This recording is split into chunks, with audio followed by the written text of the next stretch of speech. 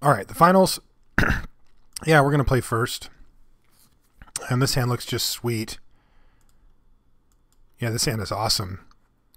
It's a little... Yeah, no, it's actually just awesome.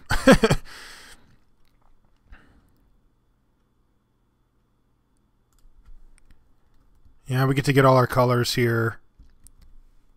Although, it is a little weird because we can't actually get the double green we need for this and get the blue that we need. Although we don't need the blue, but that we will need. So let's see what we're looking at here, right? I can't get both. Yeah.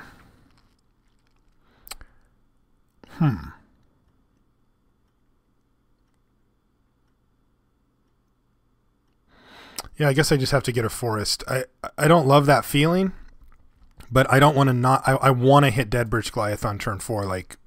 Especially because... Hey, especially because we don't have anything else going, so... Draw our island anyway, very casually. Alright, so it looks like we're facing Rakdos again, and this one looks like a little bit more formidable. Alright, so let's race him. Hell with you, Rakdos. Boom.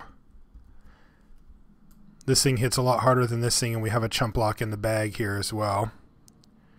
Alright, he is going to battle, because he kind of has to. We can't really block. We can later, but there's no reason to yet, because we're just going to slam Elocutors, ship it back.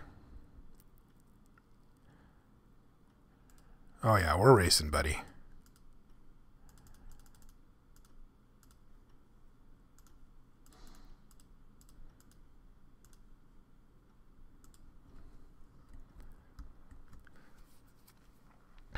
We're going to take a couple of hits here, and then we're going to get insane value from our Rootborn defenses, hopefully.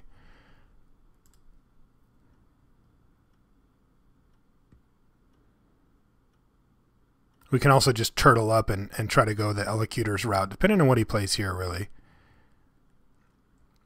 I mean, we're hitting him for 8 on the crackback here. Alright, so now he made a 6-power Cryptborn Horror. Yeah, this seems pretty straightforward. I think we just... Yeah, this is very easy. So we just Attention Sphere the Cryptborn Horror. Hit him for 8. Play the Smiter. Ship the turn back and just block.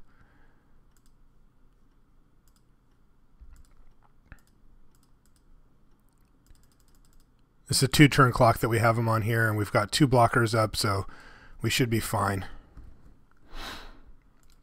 I will block here and here, or here and here. I don't want to get first strike damaged out. I want to make him have a real spell.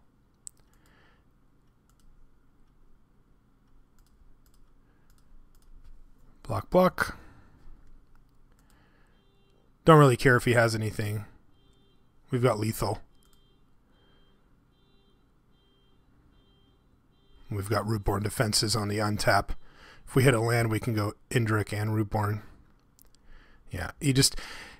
Basically, he was forced to make those attacks. Like, I might have even been able to get away with a block before that, but he didn't really have a choice there. All right, I definitely do want to be bringing in this other Drudge Beetle. I want to make sure that my curve is sufficiently low here. I think I could probably lose Rootborn defenses, although maybe not. You know what I'm going to lose is Golgari Decoy. Doesn't block that well, and most of his creatures don't block at all, so they don't really care. We could bring in the Avenging Arrow as well, but man, I just don't like that card. It just doesn't feel like a good way to play, really. 5-lander with a 1 and essentially mana to do on turn 3. Plus this seems okay. We have all our colors as well, which can sometimes be an excuse to keep a floody hand, but I think this is actually okay.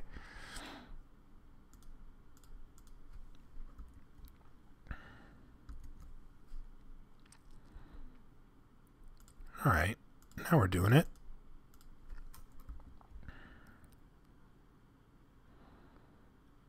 I think our overall card quality is higher than his. Alright, so he killed our Centaur's Herald, which is just fine. We didn't have to invest that much into it. And we're just going to ship the turn back here because we are going to look to block and Giant Growth. It sucks because he can 2-for-1 us, but so it goes.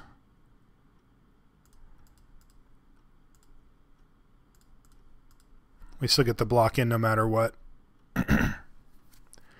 Alright, so that did eat that, and he's got another Reveler to follow up. Good play, but we have a lot of live draws here now. And that's a pretty good one.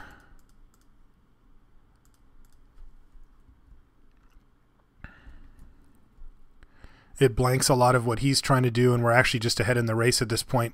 If we can draw a little bit more beef, I think we're going to be in pretty good position here. If we flood out, then he'll probably be able to kill us.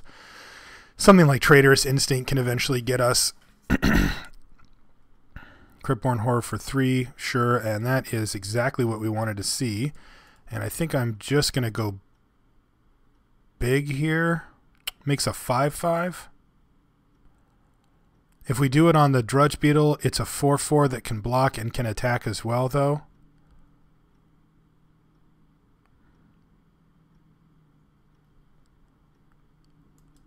Yeah, I think I want to do that, because it enables an attack this turn that I don't otherwise have.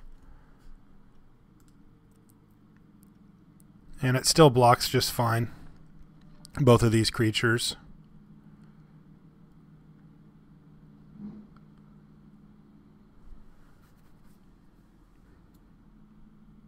I mean, if I put a 5/5 in front of one of these two guys or a 4/4, it's really similar. Sewer Shambler, sure. So he can put both of these in front and lose both of them. Yeah, that's fine. Actually, he can't even do that either. What am I talking about? Yeah. All right, so we're just working him over with Skymark Rock right now, basically. Like, if he has Traitorous Instinct, he can kill our Knight, get in for a bunch of damage, but you bet. About to win a draft here, buddy. All right, so battle.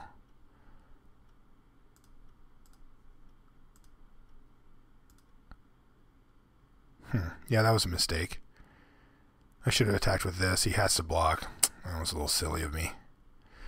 So Mizium Mortars. All right, if you got Mizium Mortars, then I would rather not just lose, so.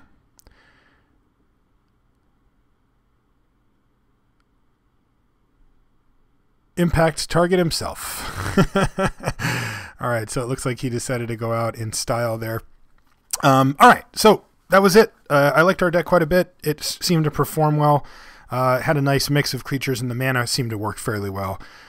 Too, I've noticed that both Jund and Bant are playable. They have multiple crossover lands with the gates, and it enables some pretty reasonable stuff.